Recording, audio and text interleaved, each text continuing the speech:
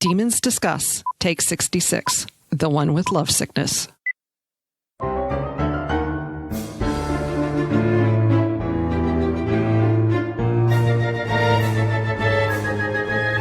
Welcome to Demons Discuss, the unofficial podcast about the All Souls universe and the topics that orbit it. We are your hosts, Angela, Jean, and Valerie. I'm Valerie, and with me is Angela and Jean. Hello. Hi, everyone. Hey, everybody. And let's see here. What are we talking about, Angela? Shadow of Night, Chapter 40, a little blending of the past with the present. Oh, I always love it when that happens. This chapter was a little bit of a gut punch to most of us because of a surprise element in there. Couple surprise elements, really, for the first read. For those of you coming through it the first time, for us, it's kind of like, we knew that was going to happen, so whatever.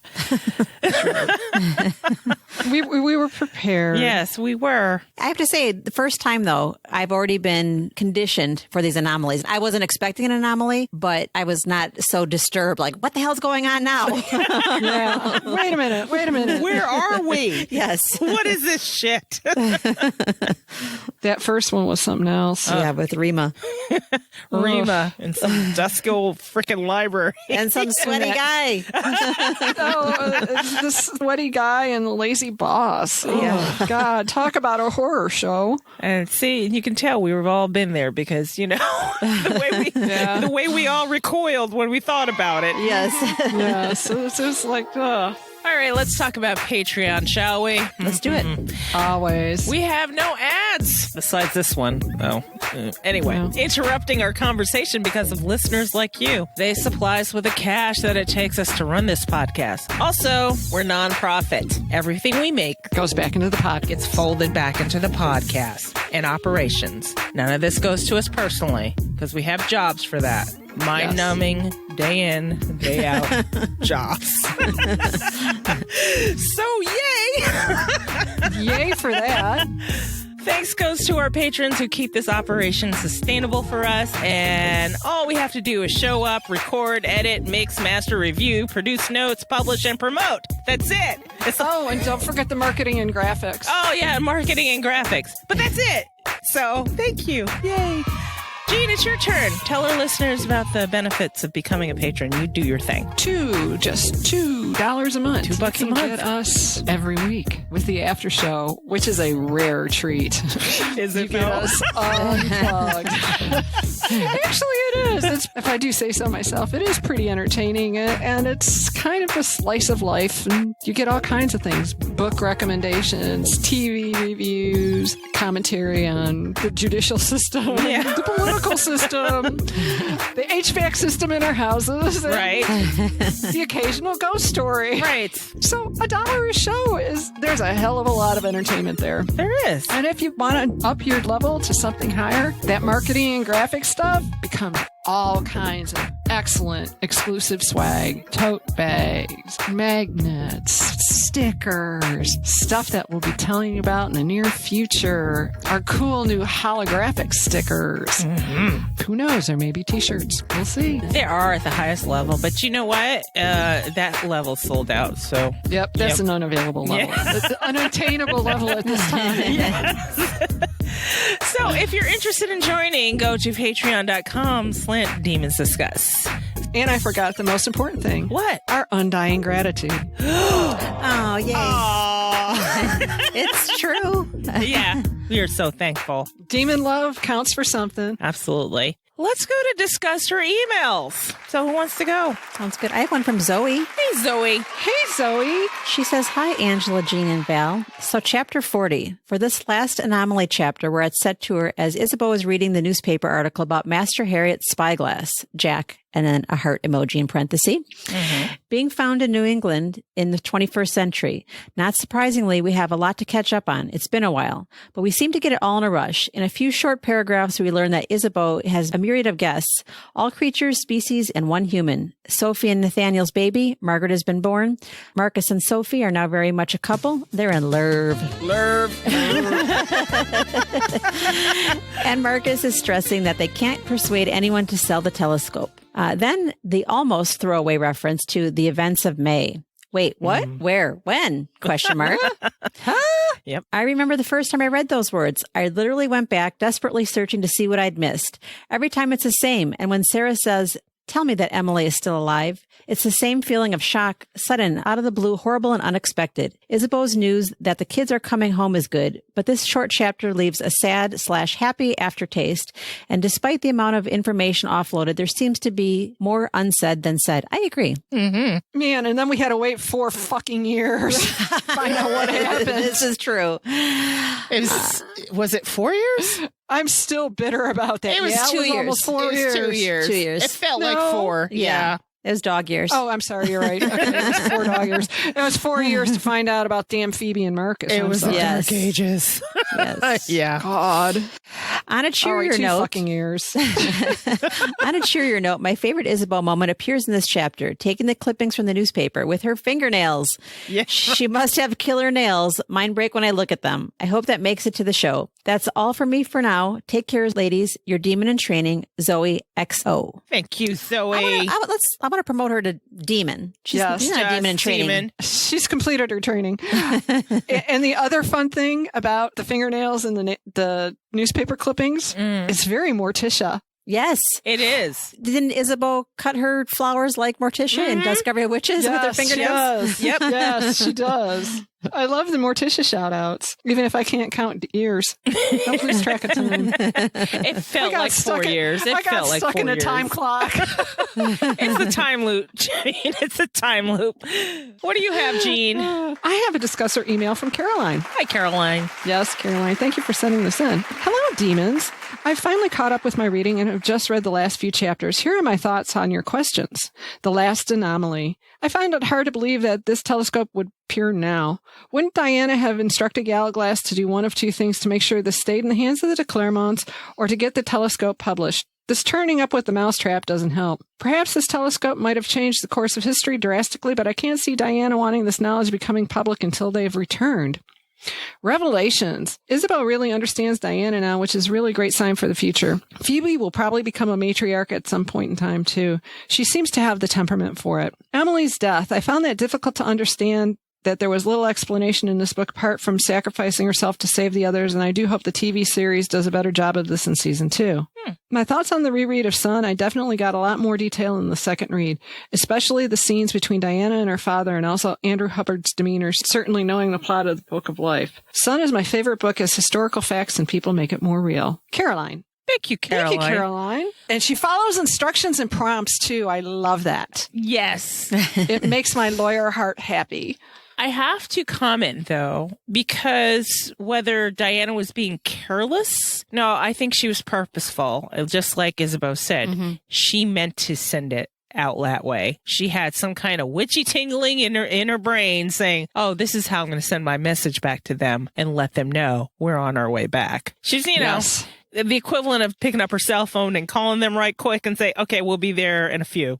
I don't know when. And Matthew supported her decision. Yep. Yeah. I wonder if he had some witchy tingling, too. Yeah. Wouldn't Diana have instructed Gallaglass to do one of 2 things to make sure it stayed in the hands of the de Clermonts? No, she needed it to. Well, I kind of did.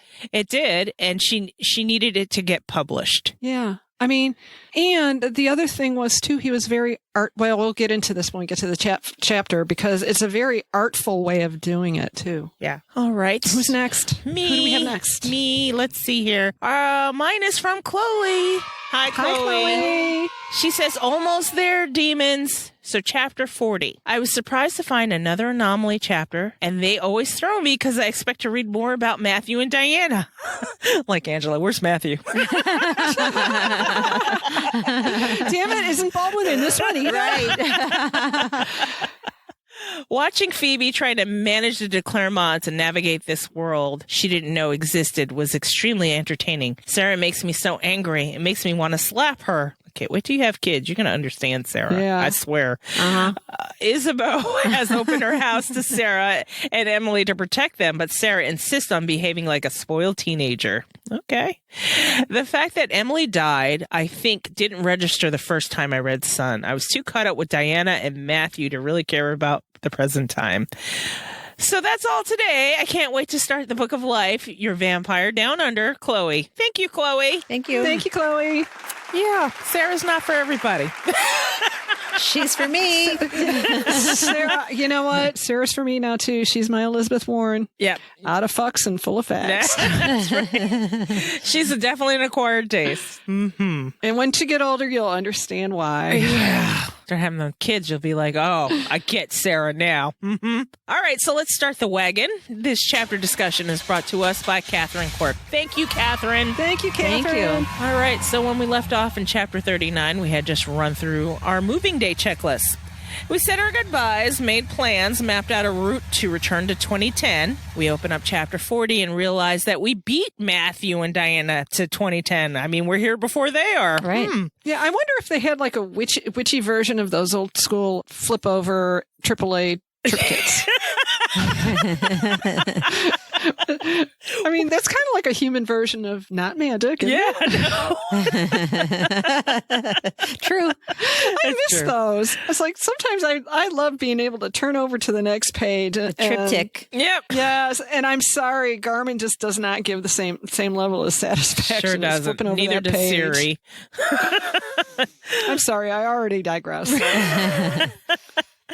So we find ourselves with Ysabeau, and she's reading the paper. It seems there's an article about an item that we have left back in 1591. Yay! What did you guys think of this when we Stuff. open up? And Angela, I know you said you were used to the anomalies by now, but when you read it, did you understand that you were reading about what we had just read about Thomas Harriot?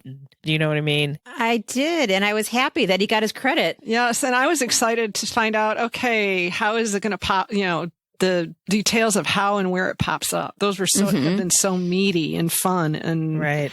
there was always a teaching moment built in, Right. or 5. Yeah. And Gallowglass happened to have planted it in a place where it got discovered. Someone had to take it in to get appraised. And then they see his name and they're like, oh, what? We have to sell the papers. Look, the paper shows up neatly on Isabeau's desk. And she's like, ha. What's going on? All right, so let's start this. It says all the English papers had some variation of the same headline, but Ysabeau thought the one in the Times was the cleverest. The headline was, Englishman wins race to see into space, 30 June 2010. And I'll read it. The world's leading expert on early scientific instruments at Oxford University's Museum of the History of Science, Anthony Carter, confirmed today that a refracting telescope bearing the names of Elizabethan mathematician and astronomer Thomas Harriot and Nicholas Vallin, a Huguenot clockmaker who fled France for religious reasons, is indeed genuine. In addition to the names, the telescope is engraved with the date 1591. The discovery has electrified the scientific and the historical communities. For centuries, Italian mathematician Galileo Galilei had been credited with borrowing rudimentary telescope technology from the Dutch in order to view the moon in 1609. The history books will have to be rewritten.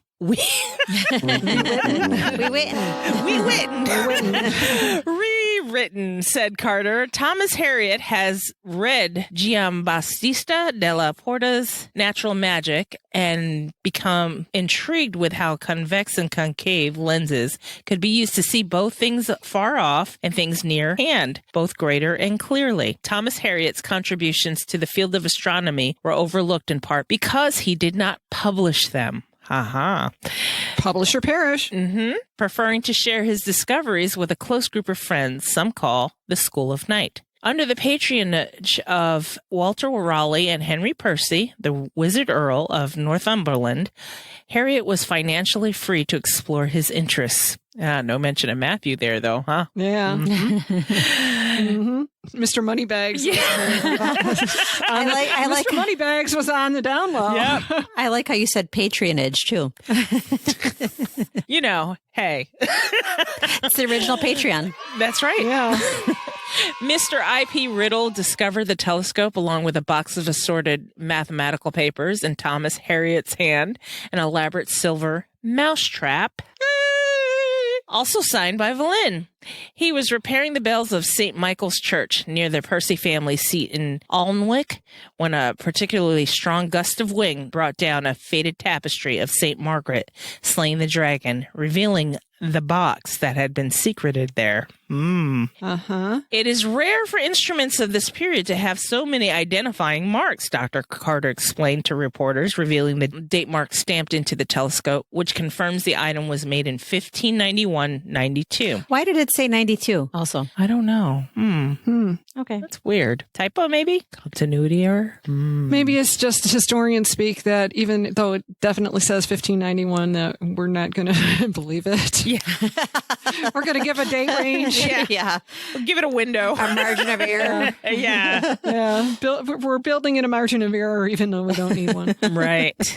We owe a great debt to Nicholas Vallin, who knew that this was an important development in the history of scientific instrumentation and took unusual measures to record its genealogy and provenance. You know what I thought Of here? course, the credit Yes. goes to the guy. Yeah. The guy, not the woman behind the great guy. Yeah. Right. Again. Yeah, well, it's just like they thought that Mary Sidney's assistant was a man. Yep. Because, her little female brain couldn't have come up with that by herself, huh? And you know what? That is so clever of Deb in a way, because that mirrors so much of what has happened in science over the years. Yeah. Yeah. I mean, discovery of DNA, the lady astronomer we learned all about when we went to Boston Yeah. are just two that come to mind right now. Even Aurora Consurgence. Yeah. Yeah, there's your sneaky professor right there. Okay, so here comes Marcus. He says they refuse to sell it, and he's leaning against a door frame with his arms and legs crossed. We haven't seen him since Phoebe, Yeah. and we have a whole new perspective of him. So myself, I was like, oh, what's up, Marcus? Yeah, you would think getting laid would calm him down, but apparently not. No. With his arms and legs crossed, he looked very much like Matthew. I've spoken to everyone from the Alnwick Church officials to the Duke of Northumberland to the Bishop of Newcastle. They're not going to give up the telescope, not even for the small fortune you offered. I think I've convinced them to let me buy the mousetrap, though. Isabel's like, the whole world knows about it. Even Le Monde has reported the story. And Marcus says, we should have tried harder to squash the story. This could give the witches and their allies vital information. Marcus said, the growing number of people living inside the walls of Sept-Tours had been worrying for weeks about what the congregation might do if the exact whereabouts of Diana and Matthew were discovered. The anomaly, the ark has knocks in both those places. Knocks for witches and knocks for congregation. Really? Yep. Huh. Okay. That was your ARC report, people. What does Phoebe think? Isabeau asked. She had taken an instant liking to the observant young human with her firm chin and gentle ways. Marcus's face softened. It made him look as he did before Matthew left, when he was carefree and joyful. And Marcus says she thinks it's too soon to tell what damage has been done by the telescope's discovery. And Isabeau says, smart girl. And then Marcus begins. He's like, I don't know what I'd do. I love her, grandma'am. I love her. That was kind of an awkward transition. Right. I realize that we're like running out of space and time in the book and we've got to cram a lot of information in, but yeah, that was kind of a non sequitur, right? That was like a weird info dump right there. I was like, I could see why some people were a little put off by the whole whirlwind romance. I'm just saying, Isabeau was sitting here thinking about this whole scheme and looking at the big picture, and Mark is like, but I love her. Well, I mean, I like Phoebe, but at this point, I think on first read, I'm like, they're still giving her so much credit so soon. And I don't know. It says she thinks it's too soon to tell. I mean, you're vampires. You don't rush into judgment. You don't rush. You have time on your side. Yeah. So everyone should think it's too soon. Right. And for me, what I also like, first time reading through it, I also thought is like, man, did they cut out a big chunk of this chapter somewhere? Or was something cut out of another chapter? Because it seems like just all the clips. Yeah. It's like the info best of. Yeah. Yes. Yeah. Here you're getting the Cliff Notes version here. It's just all that time we spent in Prague, you know. Yeah. And all that time going back and forth to Prague. Yeah. Yes. Up the hill, down the hill. We missed a lot. too many pretzels. Yeah. After the events of May, Marcus had wanted her with the rest of the family and had brought her to Sept-Tours to stay. The two of them were inseparable, and Phoebe had shown remarkable savoir-faire as she met the assembly of demons, witches, and vampires currently in residence. See, and that made me think, wait a minute, she must know about creatures if she didn't freak the fuck out. Right. You know? Yeah. I don't know. Even on a subconscious level, she knew something was up. That's when I think naming it the trilogy right off the bat, say I'm going to write 3 books. Yeah, I don't agree, Deb. Maybe that was an amateur mistake. I don't know.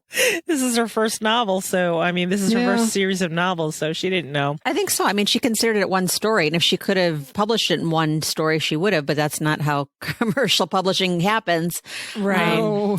So maybe if she just wrote out everything she was thinking and just split it out into 4 or 5. Like I always thought the series should be 4 or 5, but I get it. Constraints and all.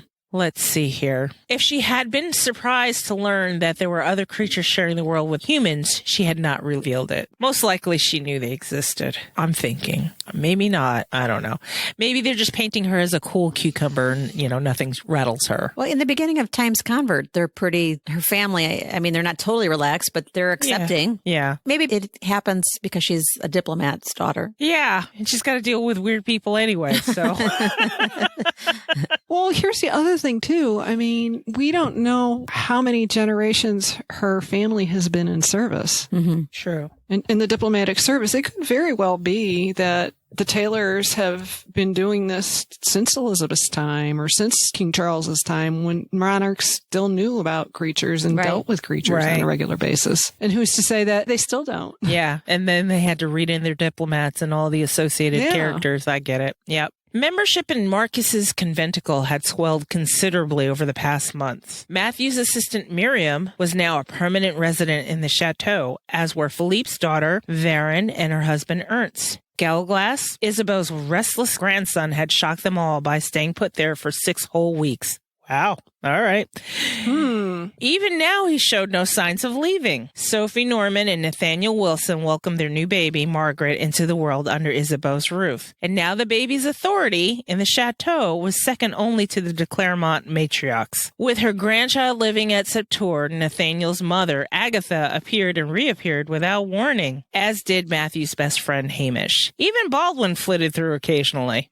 Never in her long life had Ysabeau expected to be such a chatelaine? Chatelaine. Hostess. Thank you. Of such a household. Marcus asks, "Where's Sarah? I don't hear her." And then Ysabeau's like, "In the round tower." And then she ran her sharp nail around the edge of the newspaper story and neatly lifted up the clip columns from the printed surround. There you go, Zoe. Yeah. Oh, here's an aside. Chatelaine is actually, it's kind of a pouch that the female head of the household would wear on her belt, which would carry her keys and her tool, basically like a tool belt. Only they were very ornate and pretty, and the object and the title became one and the same. Look at that. So a purse. Yay! Basically, precursor to a pocket. The pocket precursor. Although keys ruin your pockets, so that is a good thing. Yeah, they do. Yeah. Yeah. Well, which is why we've all gone to key fobs. Yeah. Right. Sophie and Margaret sat with her for a while. Sophie says Sarah's keeping watch. For what? What's happened now? And this is Marcus. And he's snatching the newspaper off, and he read all that morning, and he's been tracking the subtle shifts in money and influence that Nathaniel had found a way to analyze and isolate so that they can be better prepared for the congregation's next move. So they've been playing little spy games. And then here he goes again. A world without Phoebe. Oh, God. Right. He's very lovesick here. Jesus, God. Oh, let's play some nice romantic music here. Chickawawa. A world without Phoebe was inconceivable, but Nathaniel Wait, there's another non sequitur. I know. Yeah. I know. Oh, my God. But Nathaniel had become nearly as indispensable. Not quite Nathaniel, but nearly, Yeah. okay? You get that. You get all the work, Phoebe gets all the play. Somehow Nathaniel got the bad end of the deal. Yeah, he's business in the front. She's party in the back.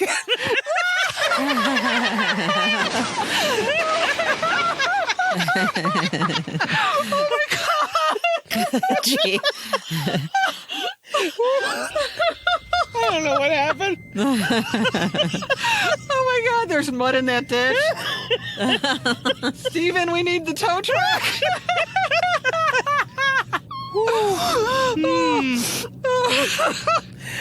Okay. That was snort worthy. All right. We're going to get ourselves out. We're going to do this. Okay. We're going to do this. It's Marcus's damn fault again. Damn it. That damn telescope is going to be a problem. I just know it. See, it's like foreshadowing. No. All the congregation needs is a time-walking witch in this story, and they'll have everything they need to go back in the past and find my father. Who just said that? And then Ysabeau's like, your father won't be there much longer, if he's still there at all. And Marcus is like, really? Grandmere? Really? Being a little snotty. I feel like Marcus is a little snotty with Ysabeau. She should smack him more, I think. Yeah. I don't know. Well, you know how grandparents are. Yeah. She's a way too indulgent grandmother. I saw a meme the other day. It was Queen Latifah, and they said a grandma raising her own kids, and it was Queen Latifah, and I don't know, maybe it was some bank robbery movie, and she's like holding a gun outside the window driving by, and then grandma raising her grandkids, and it was like Queen Latifah, you know, all nice looking, Oh, and for nice the and Oscars, sweet. yeah, Come to grandma. right. With your parents are ready to do drive-bys on you. Yeah. All right. So Marcus's attention was still glued to the text surrounding the hole that Ysabeau had left in the Times. And he says, how can you possibly know that? And Isabeau's just sitting there. She's like, I picture her filing her nails. Like, Yeah. Oh, it's a cat. She's the black cat filing yeah, its just like, claws. okay, let me explain this to you again, son. All right. Yeah. It's like, all right, one more time. Yeah. For those of you in the back. First, there were the miniatures, then the laboratory records, and now the telescope. I know my daughter-in-law. This telescope is exactly the kind of gesture Diana would make if she had nothing left to lose. Ysabeau brushed past her grandson. Diana and Matthew are coming home. Okay. Marcus's expression was unreadable. And Isabeau's like, I expected you to be happier about your father's return. And she's like looking at him like, huh? And then Marcus is like, it's been a difficult few months. The congregation made it clear that they want the book and Nathaniel's daughter. Once Diana's here, Isabeau's like, they'll stop at nothing. At least we will no longer have to worry about something happening to Diana and Matthew in the past. We will be together at Sept-Tours, fighting side by side. Jesus, Marcus, you should know better. It's like better to fight a war on one front than two. Yeah. Duh. Is that where it ends? Side by side? Yeah. Fighting side by side? Because And then she says, in her head, she's saying, Oh, dying. Okay, good. I'm dying like, that's side pretty by dark. side. Yeah. Yeah, that's really dark. Yeah. It's kind of a dark way to end the damn book, more or less. So much has changed since last November. Marcus stared into the shining surface of the table, as though he were a witch and it might show him the future. In their lives, too, I suspect. You know what? That's foreshadowing right there. That all creatures are one. Do you think it's on purpose? I think it is. I don't think anything's by accident in this book. Nothing's ever by accident with the series. Yeah, we don't believe in coincidences. No. Not at all. After Marcus said so much has changed since November, and then Ysabeau says, in their lives too, I suspect, but your father's love for you is constant. Sarah needs Diana now. You need Matthew too. Ysabeau took her clipping and headed to the round tower, leaving Marcus to his thoughts. Once it had been Philippe's favorite jail. Now it was used to store old family papers. Though the door to the room on the third floor was ajar, Ysabeau rapped on it smartly. And here's Sarah. She says, you don't have to knock. This is your house. The rasp in Sarah's voice indicated how many cigarettes she'd been smoking and how much whiskey she's been drinking. Sarah's not a good way. isn't it? Yeah. Okay. In a tower full of paper. Yeah. Great. First read, when I didn't like Sarah, you know, I thought of Harvey Firestein as Sarah. And now that I love Sarah, I think of the beautiful Alex. Yeah. Yeah, but still, Harvey wouldn't do bad on a gender swap Sarah ever, though. No, he wouldn't. He'd have that voice, though. Oh my God, that'd be kind of perfect. Yeah. So, but the contrast on first read between Sarah and Ysabeau is so stark when you think of Sarah the way you originally pictured her. Oh, yes, absolutely. Yeah. Oh my God, this sounds totally irreverent, but it's kind of like Trading Places. The derelict and the Wall Street guy totally is like. And look how quickly they flip that. Yeah, well, I was going to say, because Sarah's first read, she did kind of come across as the crazy homeless lady railing at the gods on the street corner with her basket full of all of her possessions and the wild hair and. I picture the meth head, what you're describing. Well, I'm going old school. I'm going old school with the pint in a paper bag. I was thinking on Saturday Night Live on the, the Weekend Update. Occasionally they have this one lady come in and she's like a meth head. She's constantly lighting a cigarette. She's tweaking and she's trying to describe world events. And you just picture this woman living in, living in an alley somewhere. Just a mess. Yeah. So Ysabeau says, if that's how you behave, I'm glad not to be your guest. My guest? Sarah laughed softly. I would never let you into my house. That's right, Sarah. You go, Sarah. Ysabeau says, vampires don't usually require an invitation.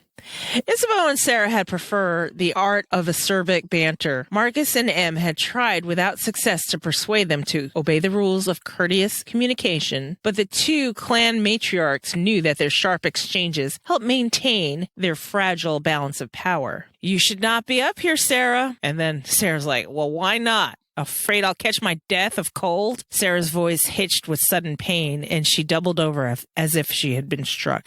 Goddess help me. I miss her. Tell me this is a dream, Ysabeau. Tell me that Emily is still alive. And Ysabeau says, it's not a dream, as gently as she could. We all miss her. I know that you're empty and aching inside, Sarah. And Sarah's like, and it'll pass. Isabeau's like, no, it won't. Nope. All the nopes. Yeah.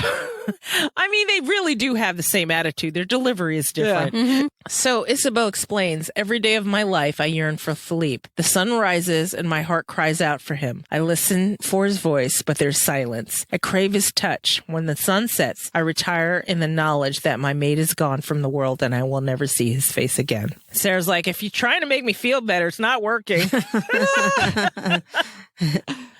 Ysabeau explains, Emily died so Sophie and Nathaniel's child might live. Those who played a part in killing her will pay for it. I promise you. The de Clermonts are very good at revenge, Sarah. And Sarah's like, and revenge will make me feel better? Ysabeau says, no. Seeing Margaret grow up to womanhood will help. So will this. And then Ysabeau dropped the cutting onto the witch's lap. Diana and Matthew are coming home.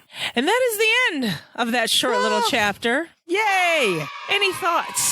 Jean, you said you had something here. I have a story. Tell us a story. It's the story about the wayward tapestry that the gust of wind blew away. Oh. St. Margaret and the Dragon. Okay. Now, you've got, of course, the whole St. Margaret being Sophie and Nathaniel's child right. as well, which also ties back to witches and demons working together to send a sign. Makes me wonder if Nicholas Valen's a demon too, but probably not. Probably not. I think Diana would mention it. Yeah. But St. Margaret was a young virgin follower of the church and did battle with the devil in the form of a dragon. Well, the dragon ate her. Oh, okay. The dragon ate her, and St. Margaret fought her way out of the dragon. Well, she had some fight in her, the girl. Yeah, she had more than a little bit of fight in her.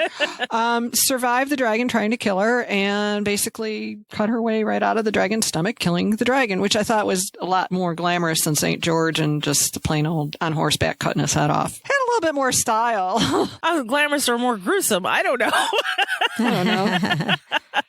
That's a good story. Yeah, but that's St. Margaret. Yeah. Anything else before we end it and gavel it? Gavel. I'm just trying to think if there were any other eggs in that chapter that we haven't already touched on, other than St. Margaret and the foreshadowing and looking up Galileo Galilei and everybody else. That's your Google homework for tonight, people. That's about it. That's it. Angela, you? No, just adding to that, it says St. Margaret is the patron saint of expectant mothers. So that was... There you go. There you go. And there it is. Going once, going twice. Sold. The gavel gavel's nice and loud for you there, Angela. Thank you very much. You're welcome. Let's go on to housekeeping. Housekeeping this time is brought to us by Susie Glenn. Thank you, Susie. Oh, thank you, Susie. Housekeeping. Who's got something for housekeeping? I have a message from Stephen, our discusser-in-chief. Yay! Do I need to give any backstory? I think you do, because this is a funny little story. So I collect Starbucks mugs, and you guys are always on the lookout for my Starbucks mugs, and we'll get one. But actually, when we were in Oxford, Jean decided to nab that one for herself. So packed it up. Didn't make the trip quite as she had planned, and it had a big chip out of it, right, Jean? Out of the rim? Yeah. Oh, no, it cracked in half. Oh. Somebody dropped that bag. You held it together in that little box very well. So, yeah. Yeah. It was a very clean break. Yeah. So So, we had talked about another episode. So In the after show, I think, yeah. Yeah. Yeah. And so Yeah. Stephen, being the discusser in chief and Johnny on the spot, had offered to pick up another Oxford mug for Jean, saving Right. the day. Our hero. Yay. yes. Absolutely. So grateful. Yeah, absolutely. Because we don't know when we'll be back in Oxford. We have a feeling someday, but we don't know when. So Yeah, not Yes. sometime immediately soon. And they could start a whole new line. And I'm just kidding. Yeah. And she wants that one. Yeah.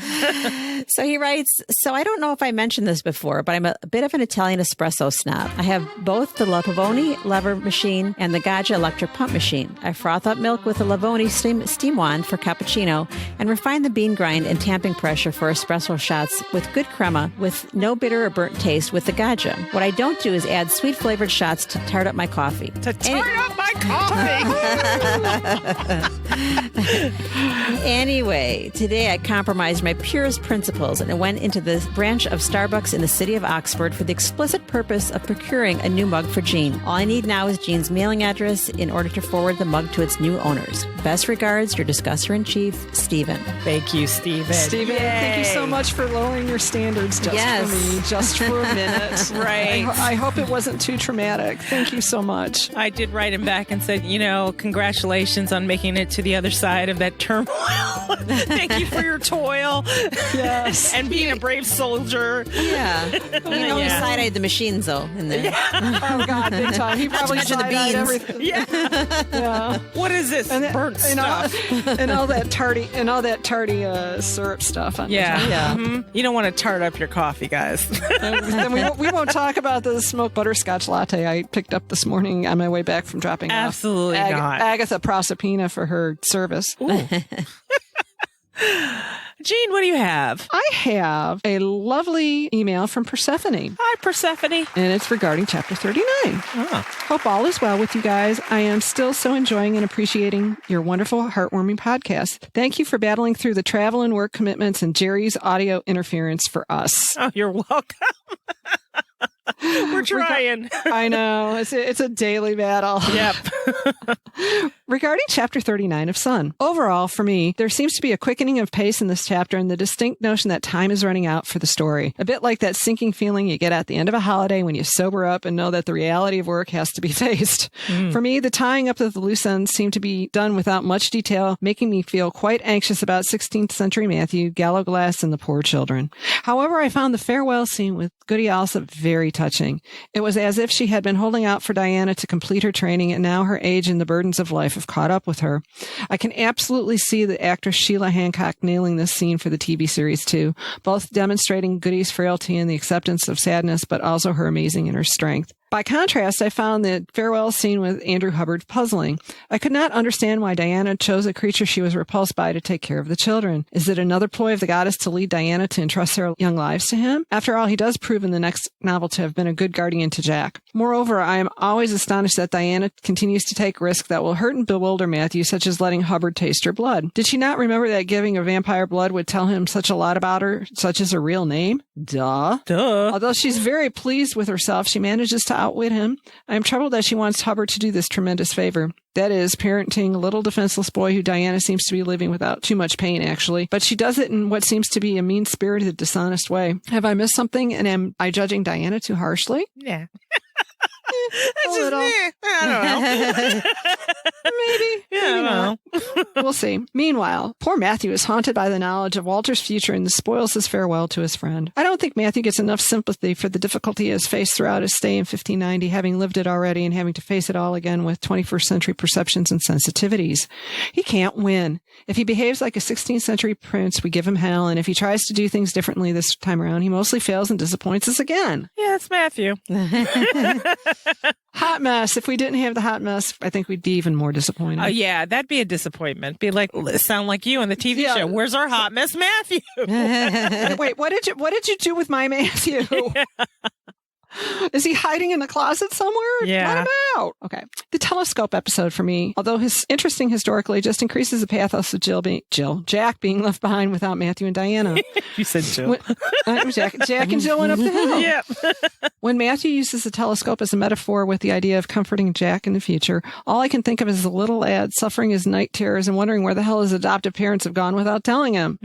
I am holding out hope that the farewell between Kit and Matthew will be expanded with dialogue between those two wonderful actors, Good and Hughes, in TV series too. Me too. I want as much of those two together as we can get. Diana managing that farewell as she did in the book, after all the trauma that had gone on between Matthew and Kit, felt a little unrealistic to me. I don't know. I think it gave Diana some personal growth there, and I kind of like the way Deb was trying to model behavior for people in general, as far as forgiveness is for the forgiver, not for the person that was forgiven. for her, not for Kit. Yeah. Not even for Matthew. It's for her Yeah. own peace of mind. Like, I need to walk away from this knowing that I wasn't a total bitch. I did Peace what of I mind. needed to do. Yeah. Finally, this is not pertinent to this chapter, but I do have a little question from the category of everything I've wanted to know about vampires, but we're afraid to ask. It is this. Is there any science that explains how vampire blood given by mouth and not intravenously turns a person sucked dry of his or her blood into a living vampire? How does the donor vampire blood get into the venous system of the new creature? Is that explained anywhere that I've overlooked? Anyway, looking so forward to the next podcast and wish all you demon goddesses the very best in everything that you're doing. Persephone. Thank you, Persephone. Thank you. I think this is a future question for Dr. Shelley. I think Shelley kind of covered it at one point where she explained the flu. There was a strain of flu going on, and it kind of changed the DNA of the cells. And I seem to remember that conversation. We'll ask her again, Persephone. Yeah, I think what Persephone's actually getting to is probably even more mechanical than that, because it's like, okay, you swallow the blood. How does it get into the circulatory system and start doing its work? I feel like it's topical anyway. Perfuse through the stomach and digestive system? Well, I think it's all of the above. The skin absorbs it, and how Diana said she felt numb when Matthew put his blood on her. Imagine having the person you drained all the blood out of take in your blood. It would just say, fuck the digestive system. We're just going through. Well, here's the whole thing is like, as soon as everything it starts touching starts its chain reaction mutation. And by the time it hits your stomach's designed to perfuse your regular nutrients through your system. It is the distribution system. So I think once it hits your stomach, it just intensifies the ability for the chain reaction to feed off itself. Yeah. But that's my non-sciencey answer. If I can follow it, that's my level too. It's good. it's a good solid answer. Yeah. Whether it's right or not is another story, but it's an answer that makes sense to Angela and I, so that's what you get. And if you think about the scene with Miriam, when Diana had just got into that scuffle of burning Juliet up, and Miriam's trying to sew her up, and she puts drops of blood on her neck to suture up. Yeah. It automatically changes the properties of that portion of her skin. Yeah. And even later on in the Discovery of Witches, she talks about how it still feels a little bit. Still feels different. cold there. Yeah. Yeah. And Matthew said it's as if you're part vampire right there. So things to think about. I don't know. It's magic. Thank you, Persephone, for making us think. Yeah. Right. I know. I was rusty there for a second. I love these. I love these questions out of left field. They're fun. Keeps us on our toes. So we have another one from Steven. I feel like Steven's doing a mass catch up on us. Which is great because we've missed our Steven. Stephen. I know. We were about to send a search party for him, but he's back. Yay. So from Stephen, and this is reference our Christmas episode, he says, "Hi, Valerie, Angela, and Jean. Just catching up with the podcast and got to the part Christmas 2019 episode about hiding messages in the spines of new books. What a great idea. Winky." Jeez, I wonder who had that.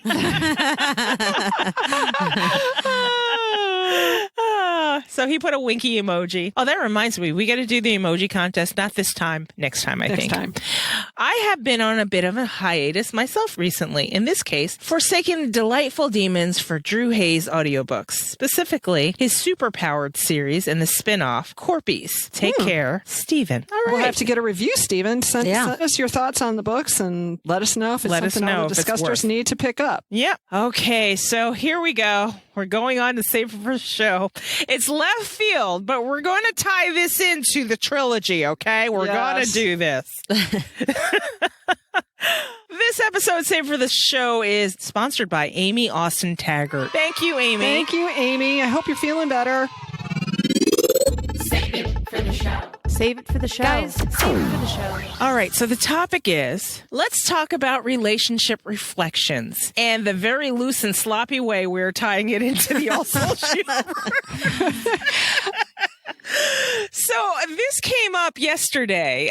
Jean had shared an article with us. Yeah, it was an opinion piece from the New York Times. I thought it was like, it kind of sums up the weird microcosm that is any kind of social media circle or even fandom circle. Right. It was an opinion piece written by a young woman. Well, I don't know how young, but reflecting on the fact that her ex is now dating Lady Gaga, and she found out because somebody posted a picture of them posted on Instagram together at the Super Bowl. And it read like a Carrie Bradshaw piece. Yeah. It did.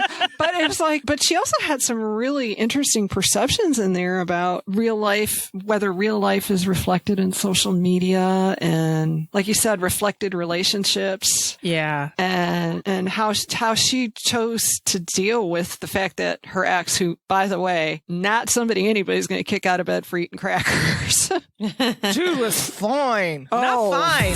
Fine. Fine. Oh, hello. Yes, and of course, media was like going on about, oh, look, Gaga's dating a normal guy. I'm like, no. Yeah, no. Yeah, no. That's fucking hot.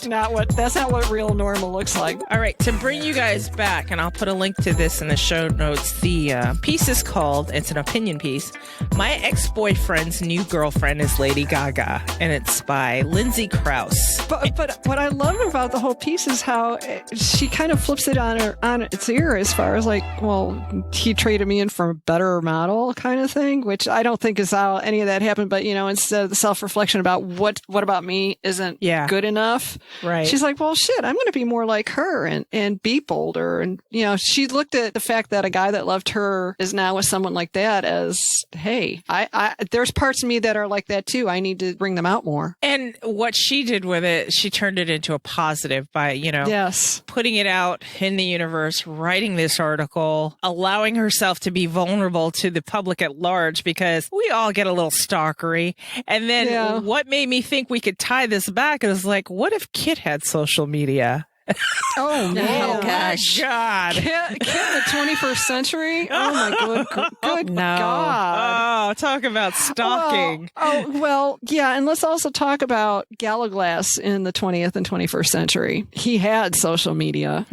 Yeah. Throw that little twist in there. But see, there's a difference in the personalities, though. Yeah, Kit would torture himself with that. Galaglass would want nothing to do with it. Well, yeah, but he would have to have something to do with it because he has to keep an eye on her, and that's a tool that's available. Talk about torture set up by Philippe. Yeah, it's true. I don't know how I felt about this article. Like I said, it read like a Carrie Bradshaw piece because I'm heavily into Sex and the City, guys. Okay, this is like a thing, and I'm going through it, and my husband even bought me a necklace. So that is so awesome. It's so cool. So, I'll discuss more in the after show. But part of me was like, why are you torturing yourself like this? Why would you do that? Most people can't help but do that. I is the guess. problem. I think it's because social media is set up Like crack. to encourage to encourage that, and plus then you've got everybody only put everybody's got a social media personality regardless of whether they believe it or not. Right. You it's human nature to self-edit on social media. I self-edit a lot. It's true. And as much as I don't participate in Facebook, me not participating is my self-editing. Yeah. Oh, yeah. Ditto. Because if I said every thought, and I have friends that do that. Everything they eat, this is what I did today. They use it as a diary. And I'm no. Well, and the other thing about this opinion piece that it made me think about too, and in a weird way ties into the fandom, for every guy that you think is hot and perfect and a catch, there's somebody who was sick of his shit. Yes. Amen. Yes. I mean, she was with this guy for 7 years and she broke up with him. So that's got to say something there. Right. And it had to be I'm like, okay, she takes you through her thoughts and her feelings and everything. Yeah. And it's like, I think the scenario is, I think it's like you have that beautiful car parked in your garage, but you don't use it. But if someone came in and drove off with it, you'd lose your mind. You'd lose your fucking mind. Be like, it's my car. What are you doing? Yeah. I love that car. It's the best car ever. You know? And it just kind of made me think of that scenario. Like, okay, it was an exercise our counselor put us through. Just like, don't take each other for granted. Don't do this. Don't do that. But it's that same kind of thing. It's like, but I wanted him. It's like, bitch, you just broke up with him. Why would you want him? So, yeah, it's interesting. And I felt kind of weird reading it. I felt voyeuristic reading it because. Yeah. But on the other hand, she, like you said, she put herself out there, and I thought she made some really good points about just the general voyeurism of social media in general. Yeah. Because how weird is it that these people you never talk to, but you've seen their kid, like college circle people and people you don't really talk to anymore, or folks from high school, you see pictures of their kids, and now grandkids, and like know these weird intimate details about them, but you haven't actually dealt with them in 30 years. Yeah, but you're sitting there watching their life go by. Yeah. And it's like, and it's entertainment and it's validation in a way when you put it out there and somebody likes your post or, It's like, it's a weird new world we're living in. And just turning off the computer is not going to change it, really and truly. No. Because it's too pervasive now. Yeah. That's all I thought of was Kit just, stalking Diana and Matthew. Well, I'm also curious to see how this may unfold in future books, especially with Nathaniel being so computer savvy. So computer savvy, and I can certainly see the longer that Baldwin's around him, seeing the opportunities there. Yeah. Because I get a feeling that at some point in time, the story has got to incorporate marketing and propaganda and message management and delivery systems like news distribution systems and ads. Social media. No, it's social media, because once they have to bring everybody in on the quote unquote secret of creatures, it's a message they're really going to have to manage. And Baldwin and Hamish are going to be the guys charged doing it, because they've got the financial network to influence the various industries that have to be manipulated in order to do so. Yeah. Also see some abuse happening there with the creature world. Think of Jer Bear. If he ever figured it out. If Jer Bear ever gets off of Tinder and Fat Life, maybe. I mean, if he didn't have to call Jean-Luc all the time. But imagine if a Gerbert personality was somewhat savy, what damage he could do. Yeah, if Gerbert if we'd quit getting all those viruses downloaded off the porn sites. but it said it was for free. I love that chapter. That chapter is like one of my freaking favorites. It's so awesome. And Fake Your Bear on Facebook was the best. Such a juxtaposition because in that same chapter where Galglass confessed, they switch over and now we're at Gerbert's castle. I'm like, things are picking up now. but no, he's shopping for bondage wear online and he got another virus. Oh, wow. Poor Gerbert. I definitely have the outlook of Ysabeau, though. I'm like, all this posturing at court. And there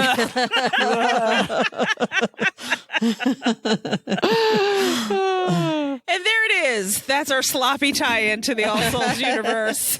Hope you enjoyed it. Ta-da! Ta-da! All right, guys, so stick with us. And after this, we'll do last thoughts and things we cannot let go of. This podcast is available on Apple Podcasts, Google Podcasts, Spotify, and wherever you like to listen to your podcasts. You can contact us, send us your thoughts, email us at demonsdiscuss@gmail.com, leave us a voicemail at 360-519-7836. By the way, your carrier rates apply here. Or leave one for free on SpeakPipe, speakpipe.com/demonsdiscuss. Now, if you can't remember any of that, go to go.demonsdiscuss.com/contact, and all that information will be there. You can also become a discusser there, fill out the form, and bam, you're a discusser. And the link to join our Facebook group is there too. Visit our main site, demonsdomain.com. And if you really feel like deep diving, go to visit.demonsdomain.com/masterpost. And you can read interviews, geek out with weekly geeks about All Souls Universe, read about the characters. Keep that geek flag flying, guys. Do you like what we do? Help us fund what we do. Go to patreon.com/demonsdiscuss. Make sure you follow us on social media. We are on Twitter, Facebook, and Instagram, all at Demons Discuss. If you're liking what you're hearing and you want to tell the world about it, leave us a 5-star review on Apple Podcasts. We love them. We read them. It's wonderful. Also, it keeps Angela alive, and we need her around, okay? Keep Angela alive. I actually wrote down my last thoughts in my journal. You were organized. In my planner. Yeah, I came organized. I came ready to go. Anybody have any last thoughts, though? My last thought is by the time you're listening to this, the tickets will either be on sale or about to be on sale for All Souls Con in Philly. Tickets on sale. Be there or be square, because we will be, with all sorts of surprises. Huh? Yep. That's the first time hearing of it. Oh, my God. Apparently, Laura... Okay, so a quick editor break-in. You're probably wondering, Valerie, why are you guys busting in with so many beeping tones? What's going on? Well, what was going on was we were revealing the original date that the ticket sales were supposed to happen. And upon review, we realized it's not that responsible for us to broadcast those dates because things have changed. Obviously, we're dealing with the pandemic now. All Souls Con has put out a message, and I'm going to read that for you now. And this is from our Laura. In light of the ramifications of the COVID-19, we will be postponing the sale of tickets for All Souls Con. Right now, we are focused on taking care of our families, and we know that you're doing the same. Once we settle on a date for the sale of both alumni and new attendees tickets, we will give a minimum 2-week window of notice before they go on sale. Please take care of yourselves as we treasure each member of our All Souls family. So that's the message that we want to put out from All Souls Con. This is coming from them. And why we bleeped it out again, we were giving out dates. And obviously things have changed between the time of recording and publication. So hope you understand. Okay, I'm getting out of the way now. You guys can just listen to the rest of the episode and enjoy yourselves. Bye. Buried the lead. Oh, there you go. Okay. So yay. Yay. allsoulscon.org. And that's when they'll be on sale. Yes. And if you're wondering what an All Souls Con is like, the virtual attendance package is still on sale for I think it's $10 American. So you can get all of the general panels from Cardiff, which would include the cast panel, and prior cons, 15, 17, and 18 are all available on YouTube and free. Yep. YouTube So or if Vimeo. Does she have that on Vimeo? Yeah. I forget. Yeah. So if you're wondering what a con is like, check them out. Yep. Angela, what do you have? My last thought is actually book news. It's not new news, but it's just confirmation one step closer. Someone asked Deb if the next book is The Serpent's Mirror, and she said, no, Serpent's Mirror will be the book after this one. And she has a working title that she would like to have approved. It hasn't been approved yet, and she's hoping that it will be so she can announce it soon. Is that what she was doing in New York last week? There is. Oh, we are recording on the 28th, and Deb has a Facebook Live planned for Monday, March 2nd. Yeah. Maybe that's what she's going to announce. Maybe. And so by the time you guys hear this, that would have all been passed. So Yeah, so time walking around in circle. As we record this, we're speculating that Deb will announce the title, and we hope our speculation turns out to be true by the time you hear this. That's right. Who's that guy on Jarnett Carson? The great Karnak. The Karnak. That's right. We're trying to be Karnak right here. Anything else, Angela? Nope, that's it. No, that's good. That's good. All right. So I was going to do All Souls Con, but Jean already covered that. I'm sorry. That's okay. Cross that out. You're Karnak. We're the same people. Oh my God, we have the same brain again. I know. It's getting spooky. I would like to thank our audience for all of the Discuster emails. They were wonderful, well thought out, delightful. And if yours didn't get read, I put it in a folder. I'm trying to get way more organized with those. I realized I can schedule them. I was yesterday years old when I found out I can schedule them. Shocking. So there you go. I mean, I'm going to write them out ahead of time and schedule them. And so you guys are going to get more Discuster emails when you're supposed to. So what do you think of that, huh? That's awesome. Demons. That's right. Always learning new tricks. New things. Got to keep it going. Oh, you guys know I'm on my West Wing binge alongside. I'm having like a 90s nostalgia thing. Okay, what episode are you up to? Season 3, episode 20. And I wanted to point that out because I had a Valerie Pettiford sighting. Oh, okay. Season 3, episode 20. What's going on in that episode? I think that's still Sam Seaborn era. Yes. Sam Seaborn he didn't run for Senate until the next season. So yeah. That's season 4 that happened. So Valerie Pettiford was playing a security guard, and Toby was nervous about something. So he went in and started talking nervously to the security guard, and she turns around and he's like, "Are those new uniforms that you guys have?" And she turned around and she's like, "No, we've had these for a year." And I looked at her face. I was like, "That's Valerie Pettiford." Oh my God. So, I mean, that's a cute little aside. So whatever. That's hilarious. And we have an emoji contest still going on. So by the time you hear this, you still have time to enter. The emoji is the blow my mind. Is that the one? Yes. Mind blown. Yes, it is. Wait. You're right. Yeah. It's the mind blown. So when you hear this, you'll only have 2 more weeks. Because after that, we're going to draw for that one. So tweet the mind blown emoji to @DemonsDiscuss. And that's all you need to do. You can say more things, but as long as we see the mind blown emoji, you're in it to win it, dude. That's it. I was going to say, speaking of also spotting, James Purfoy was back on the season of Sex Education. Having a fight with a pup tent. Oh, dear. and getting lost in the woods. It was pretty fucking hilarious. Oh, dear. And then banging the concierge at the hotel after they gave up on camping. Okay, so listen, when I thought pub tent, I wasn't thinking the guy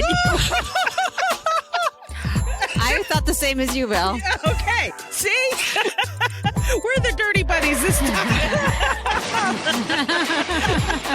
All you had to say was James Purefoy. I'm like, dirty buddy. Angela, the dirty buddy.